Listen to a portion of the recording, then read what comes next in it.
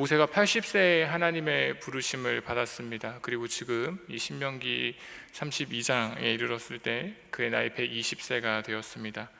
하나님의 명령에 따라서 애굽의 바로 왕에게 갔고 거기에서 이스라엘을 데리고 나온 지 벌써 40년의 세월이 지난 것이죠. 이제 모세도 자기 사역을 마무리를 해야 할 때가 왔습니다. 모세가 두 가지 일을 합니다. 첫 번째는요, 우리가 어제 말씀에서 보았듯이 율법을 백성에게 전하는 것인데 어떻게 합니까? 글로 써서 기록을 해서 전하죠. 율법을 글로 써서 율법책이 되겠죠. 이제 율법을 글로 써서 제사장들과 장로들에게 줍니다. 율법책을 후대에 남겨서 이제 그 이스라엘 후손들이 하나님의 율법을 기억할 수 있게 한 것입니다. 이게 모세가 자기의 사역 말년에 했던 첫 번째 일입니다. 두 번째, 사역을 정리하면서 했던 두 번째 일은요, 이스라엘 백성에게 노래를 가르치는 것인데요, 그것이 오늘 우리가 함께 보는 신명기 32장에 있습니다. 그 노래의 가사가 우리가 오늘 함께 읽었던 이 신명기 32장 45절 앞에 나와 있는데요, 매우 길게 기록되어 있습니다. 무려 43절로 기록된 모세의 노래인데요, 이 모세의 노래를 여러분들 살펴보시면 인간의 죄악들을 고백하는 내용을 담고 있습니다. 그리고 이스라엘 백성들이 얼마나 하나님 앞에서 완악한 백성인지도 고백합니다. 그럼에도 불구하고 이스라엘 백성에게 긍휼을 베푸시는 그 하나님을 찬양하는 이런 내용으로 모세의 노래가 기록되어 있습니다. 이렇게 모세는 세상을 떠나기 전에 이스라엘 백성에게 율법책과 이 노래, 지금 우리 말로 표현하면 찬송이 되겠죠. 이 율법책과 노래라는 두 가지 믿음의 유산을 이스라엘 백성들에게 남겨줍니다.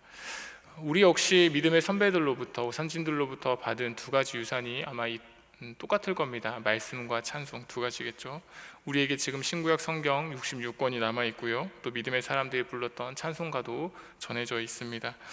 찬송가를 함께 부르면서 우리는 어떻습니까? 우리의 죄악들을 하나님께 고백하면서 회개하기도 하고, 또 하나님이 우리에게 베푸신 그 은혜를 기억하면서 찬양하기도 합니다. 궁극적으로 무엇입니까? 하나님께 영광을 돌리고 그분의 이름을 높이는 것이겠죠. 성경과 찬송, 이 두 가지가 우리 그리스도인들, 성도들에게 남겨진 믿음의 두 가지 유산입니다. 그런데요, 여러분, 20세기의 최고의 기독교 변증가로 일컬어지는 C.S. 루이스가 이런 말을 했습니다. 음악에 관한 책들 안에 아름다움이 있다고 생각하고 기대한다면 우리는 실망하고 말 것이다. 아름다움은 그 안에 있지 않다. 이런 말을 했습니다. 그러니까 설명드리면, 음악이라고 하는 것을 아무리 멋진 문장으로 그리고 상세히 설명을 해서 책으로 기록한다고 하더라도 그 책 안에 음악의 진정한 아름다움이 글자 속에, 문장 속에 담길 수 없다라는 이런 말이겠죠. 세상에서 가장 맛있는 음식이 하나 있다고 해보겠습니다. 그게 뭔지 모르겠지만 있다고 하면 그 음식을 가장 아름다운 문장으로, 단어로, 말들로 그 음식이 가지고 있는 맛들, 그 음식이 내는 향들, 이런 것들을 아주 상세히 설명한 그런 책을 하나 썼다고 해보겠습니다. 수백 수천 가지 표현으로 그 책을 기록했다고 한들 책 안에서 음식의 맛을 경험할 수가 있겠습니까? 불가능하겠죠. 마찬가지입니다. 성경책이 하나님의 말씀을 담고 있습니다. 이 성경 안에는요, 하나님의 성품도 담겨 있고 하나님이 행하신 그 놀라운 일들이 담겨 있습니다. 그렇지만 하나님의 위대하심이라고 하는 것, 하나님이라고 하는 존재가 성경 안에 다 문자로 담길 수는 없는 노릇입니다. 찬송가도 마찬가지겠죠. 아름다운 가사로 하나님을 노래하지만 온 세상에 가득한 그 하나님의 영광이 이 찬송가의 가사 안에 다 담길 수가 없는 것입니다. 그래서 모세는 이스라엘 백성에게 율법책과 또 함께 부를 그 노래를 남기면서 이렇게 권면합니다. 오늘 우리가 읽었던 본문 46절 말씀 다시 한번 읽어보겠습니다. 46절입니다. 그들에게 이르되 내가 오늘 너희에게 증언한 모든 말을 너희의 마음에 두고 너희의 자녀에게 명령하여 이 율법의 모든 말씀을 지켜 행하게 하라. 우리가 이 말씀에서 특별히 주목해서 볼 것은 너희의 마음에 두라라고 하는 이 권면입니다. 율법책에 기록된 것, 그리고 모세가 노래로, 찬송으로 남겨둔 것, 그것만으로는 안 된다라는 것이죠. 아름다운 음악이 있는데 악보로 기록을 하겠죠, 음악가들이요. 그런데 그 악보만으로는 음악의 아름다움을 온전히 경험할 수가 없습니다. 그 음악의 아름다움을 우리가 온전히 경험하려면 연주자가 그 음악, 악보를 우리에게 연주해서 들려주어야 합니다. 그래야 우리가 그 음악의 아름다움을 비로소 온전히 느낄 수가 있는 거겠죠. 그런 것처럼 기록된 하나님의 말씀은요, 우리 성도들의 마음에 심겨져야 하고 심겨진 말씀 안에서 열매를 맺어야 합니다. 또 찬송의 가사는요, 우리 마음 깊은 곳에서부터 하나님을 향해서 진정으로 우러나와서 하나님께 올려져야 하는 거겠죠. 본문 46절을 보시면 모세가 율법의 말씀을 너희 마음에 두라고 하면서 그 이후에 뭐라고 합니까? 너희의 자녀에게 명령하여 이 율법의 모든 말씀을 지켜 행하게 하라, 이렇게 권면합니다. 여러분, 성경에 기록된 이 말씀이 문자로만 남아있다면 무슨 일이 일어나겠습니까? 우리의 삶에 아무런 영향을 주지 못하겠죠. 아무 일도 일어나지 않을 겁니다. 하나님의 말씀이 그저 흰색 종이에 쓰여진 검은색 글자, 그렇게만 남겨져 있다고 한다면 이 성경책은 그 성경책을 가지고 있는 사람에게 아무런 영향을 주지 못합니다. 말씀이라고 하는 것이 인간의 마음에 새겨져서 비로소 성령께서 그 말씀을 또 자라게 하셔야 말씀이 그 사람을 하나님을 경외하는 사람으로 만들고 생명의 길을 걷게 하는 것입니다. 그리고 모세는 이어서 이렇게 말합니다. 오늘 본문 47절 말씀 같이 읽겠습니다. 이는 너희에게 헛된 일이 아니라 너희의 생명이니 이 일로 말미암아 너희가 요단을 건너가 차지할 그 땅에서 너희의 날이 장구하리라. 어떤 사람들은요, 성경 말씀이라고 하는 것이 현실과 상관없는 것이라고 말하기도 합니다. 그렇게 생각합니다. 하지만 말씀드렸듯이 하나님의 말씀을 그저 문자로 종이에 쓰여진 그냥 그런 글자로만 생각하고 남겨놓으면 그럴 겁니다. 하지만 하나님의 말씀이 우리 마음에 심기고 또 우리가 그 말씀 안에서 거한다면 그것은 결코 헛된 일이 아니라 우리를 살리는 생명의 역사를 만들어내는 말씀이 되는 거겠죠. 여러분, 성도는요, 하나님의 말씀을 신뢰하는 사람들이어야 합니다. 그리고 그 말씀을 사랑하고 그 말씀을 기다리면서 그 말씀에 따라서 자기의 삶을 지키고 그 말씀대로 자기의 삶이 인도받기를 구해야 하는 사람들, 그것이 성도겠죠. 왜냐하면 하나님의 말씀만이 우리를 살리고 우리를 의로운 길로, 진리의 길로 인도할 수 있기 때문입니다. 우리가 살아가고 있는 이 세상에는 부정과 유혹들이 너무나도 많습니다. 악한 것들이 많이 있다라는 거죠. 공의로우시고 선하신 하나님이 기뻐하시지 않는 죄악된 것들입니다. 부정과 유혹입니다. 우리 하나님은 너무나도 의로운 분이셔서 공의로우셔서 불의라고 하는 것을 용납하지 않는 분이시죠. 그래서 우리는 하나님의 법도로, 하나님의 말씀으로 우리를 인도해 달라고 간구해야 하는 존재들입니다. 하나님께 의지하고 그래서 진정한 평안의 길, 참된 생명의 길, 진리의 길로 우리의 삶이 그리로 이어질 수 있도록 하나님께서 우리를 그렇게 인도해 주시기를 구하면서 살아가야 하는 것, 그것이 우리의 인생들입니다.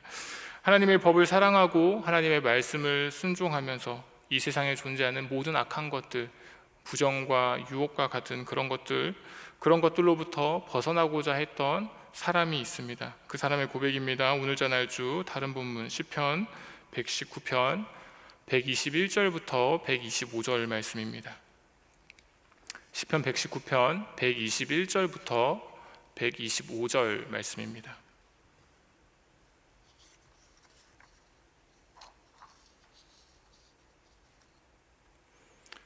함께 읽겠습니다.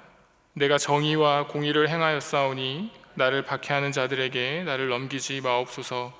주의 종을 보증하사 복을 얻게 하시고 교만한 자들이 나를 박해하지 못하게 하소서.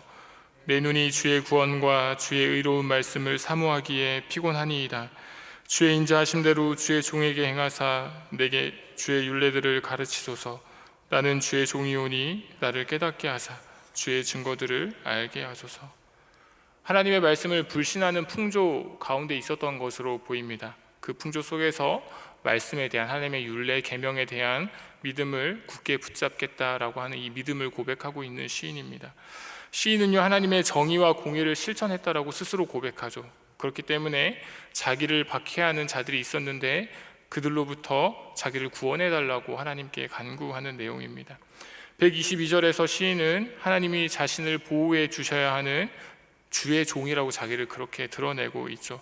교만한 자들이 자기를 박해하지 못하도록 하나님께 간구하고 있습니다.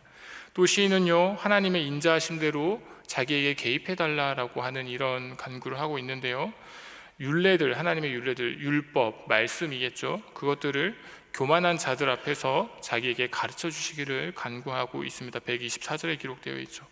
여러분, 교만한 자들은 어떤 사람들입니까? 스스로 옳다 하는 자들입니다. 모든 판단의 근거를 자기에게서 찾는 사람들이 교만한 사람들입니다. 자기의 지식, 자기의 경험, 자기의 생각, 그런 것들이 옳고 그름을 판단하는 기준이 되는 사람들이죠. 하나님이 먹지 말라고 하면 먹지 않는 것이 옳은 것입니다. 하나님이 먹으라고 하면 먹는 것이 옳은 거겠죠. 그런데 교만이라고 하는 것은요, 옳지 않은 것을 마치 옳은 것처럼 인식하게 만들죠. 그리고 그것을 그렇게 행하게 합니다. 우리가 함께 읽었던 본문 시편 119편 보시면 특별히 122절과 124절, 125절에 반복되어 나오는 표현이 있죠. 시인이 자신을 지칭하는 주의 종이라고 하는 표현입니다. 여러분, 주의 종, 하나님의 사람이겠죠. 이 하나님의 사람은요, 하나님의 말씀을 대하는 태도에서 성경이 말하는 악한 사람들과는 다릅니다. 119편 127절 말씀을 잠시 보겠습니다. 아래로 조금 내려오셔서 127절 말씀 함께 읽겠습니다. 그러므로 내가 주의 계명들을 금 곧 순금보다 더 사랑하나이다. 바로 이것입니다, 여러분. 주의 계명들을 금 곧 순금보다 더 사랑하는 것. 금과 순금, 이것이 무엇입니까? 이 세상에 살아가는 모든 사람들이 원하는 것입니다. 부의 상징이라고도 할 수 있겠죠. 자본주의 사회에서 돈이라고 하는 거겠죠. 그 주의 말씀을 떠난 사람들, 성경이 말하는 악한 사람들, 오늘 본문에서 말하는 교만한 사람들, 행악자들은요, 주의 계명이 아니라 순금을 더 사랑하는 것으로 보입니다. 그런데 하나님의 종, 하나님의 사람들은 어떻습니까? 세상에서 최고의 가치로 여기는 이 순금보다 주의 계명들, 하나님의 말씀을 더 사랑하는 사람들입니다. 그분의 계명들을 최고의 가치로 두는 존재들이죠. 말씀이라고 하는 것이 그 사람에게는 최상의 경외의 대상이고 최고의 사랑의 대상이 되는 겁니다. 왜냐하면요, 하나님은 말씀을 떠난 자들을 결국에는 멸시하시고 그들을 버리시는 분이라는 것을 알기 때문입니다. 여러분, 순금을 더 사랑하십니까? 아니면 하나님의 말씀을 더 사랑하십니까? 세상에서 가장 귀하다고 말하는 그것보다 하나님의 말씀을 더 사랑하는 사람들은 어떻게 살아가는 것일까요? 우리 주님의 가르침입니다. 오늘 전할 다른 본문 마태복음 7장입니다. 마태복음 7장 13절과 14절 말씀입니다.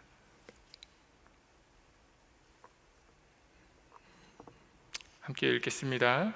좁은 문으로 들어가라. 멸망으로 인도하는 문은 크고 그 길이 넓어 그리로 들어가는 자가 많고 생명으로 인도하는 문은 좁고 길이 협착하여 찾는 자가 적음이라. 마태복음 5장부터 7장까지를 산상수훈이라 예수님이 산에서 가르친 말씀으로 이렇게 우리가 듣고 있는데, 이 산상수훈의 결론 부분이 7장입니다. 여기에서 예수님은요, 하나님 나라의 백성이라고 하는 사람들이 어떻게 살아가야 하는지 삶의 실제적인 부분들을 다루고 계십니다. 7장에 보시면 예수님이 다루신 내용들이 나오는데, 비판하는 것, 판단하는 것, 그리고 기도에 관한 것, 삶의 선택의 문제들, 열매, 순종의 중요성, 이런 것들을 순서대로 다루고 있는데요, 외식과 형식주의, 당시의 바리새인들로 대표되는 외식과 형식주의라고 하는 것을 넘어서서 하나님의 삶을 실천하는 하나님 나라 백성의 실제가 어떠해야 하는지를 가르치고 계십니다. 오늘 우리가 함께 읽었던 13절과 14절 말씀을 보시면 예수님이 두 개의 길이 있다라고 그렇게 말씀하시죠. 좁은 문과 멸망으로 인도하는 문, 두 개가 있다라고 예수님이 말씀하십니다. 하나님 나라의 백성들은 어떤 문으로 들어가는 사람들입니까? 좁은 문으로 들어가는 사람들입니다. 좁은 문을 통과해서 좁은 길로, 협착한 그 길로 가는 사람들이 하나님 나라의 백성들입니다. 좁은 문을 통과한다라는 것은요, 우리가 손에 들고 가지 못하는 것들, 이 세상에서 남겨두어야 하는 것들, 내려놓아야 하는 것들이 많이 있는 그런 문입니다. 여러분들이 많은 것을 가지고 좁은 곳으로 들어갈 수가 없으시겠죠. 그 문은 너무나도 좁기 때문에 자신이 가지고 있는 가치관도 버려야 되고요, 고정관념, 습관, 이런 것들 다 버려야만 들어갈 수 있는 문입니다. 그 문을 통과하려면 어떤 일이 생겨도 내가 복음에 내 삶을 맡기겠다라고 하는 결단이 수반되어야 하는 길입니다. 왜냐하면 그 뒤에는 영적인 싸움을 계속해야 하기 때문입니다. 좁은 문 뒤에 좁은 길이 있기 때문이죠. 예수님은 오직 두 가지 길만 말씀하셨습니다. 하나는 좁은 문으로 가는 좁은 길이고, 다른 하나는 멸망으로 인도하는 문을 통과하는 넓은 길입니다. 넓지만 멸망으로 인도하는 문, 좁지만 생명으로 인도하는 문, 이 두 가지만 예수님이 말씀하셨습니다. 그 중간 어딘가는 존재하지 않는 거겠죠. 하나님은요, 우리에게 차든지 더없든지 하라고 말씀하셨습니다. 그리고 우리 주님은요, 사람이 하나님과 재물을 겸하여 섬기지 못한다라고도 말씀하셨습니다. 우리는 때때로, 아니 어쩌면 자주 하나님 앞에서 미적지근한 신앙의 모습을 보일 때가 많은 것 같습니다. 때때로 하나님이 아닌 것을 섬기고 싶어하는 연약한 인생이 우리의 모습인 것 같습니다. 사랑하는 성도 여러분, 이곳 아니면 저곳입니다. 좁은 문 아니면 넓은 문입니다.